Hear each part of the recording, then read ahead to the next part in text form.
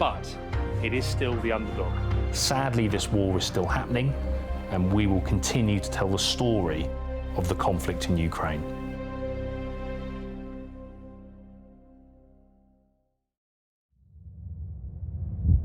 Stories of success, stories of failure, stories of strength, stories of corruption, stories of hope, stories of despair, stories of optimism, resilience, achievement, triumph.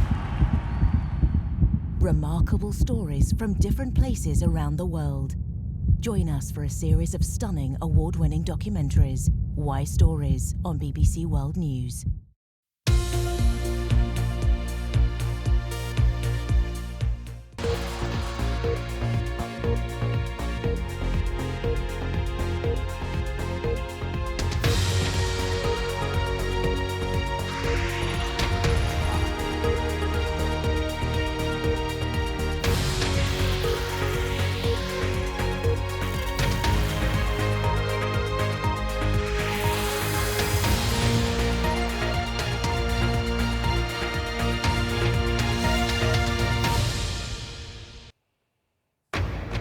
This is BBC World News. I'm Kasia Madera. Our main stories.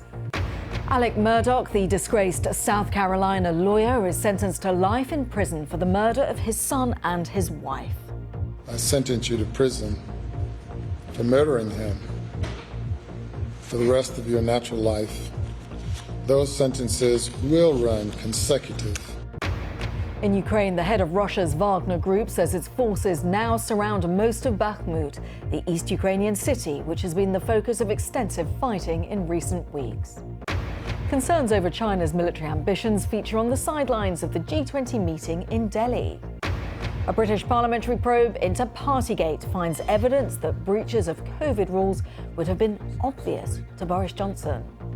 I believe that what we were doing was within the rules. That's what I said. That's why I said what I said in the chamber.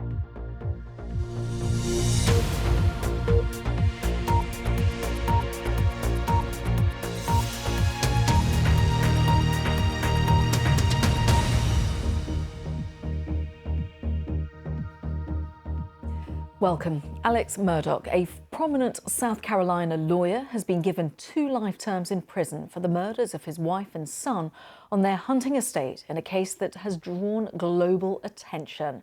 Prior to the sentence being announced, the 54-year-old again denied the murders of his son Paul and his wife Maggie. I'm innocent. I would never hurt my wife Maggie, and I would never hurt my son Paul. Thank you, Your Honour. Thank you. Well, after a lengthy address, the defendant nearly lasted half an hour. The judge, Clifton Newman, sentenced Murdoch to consecutive life terms for the murders back in June 2021. Mr. Murdoch, I sentence you to the State Department